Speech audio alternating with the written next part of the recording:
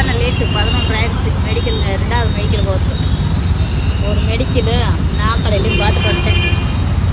இன்னொரு மெடிக்கலு டென்ட்டில் பார்த்து ஹாஸ்பிட்டல். எனக்கு லேட் ஆயிடுச்சு. கிட்டு வாங்குறதே ஒரு வேலையாக போச்சு.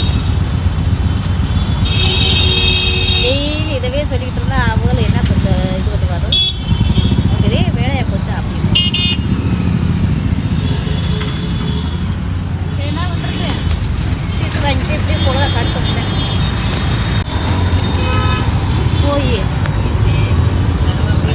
மெடிக்கல் காரர் சொல்லுவார், இவரை லேட்டாக வந்தால் டிஸ்மிஸ் பண்ணியிருக்கேன் அப்படின்றது.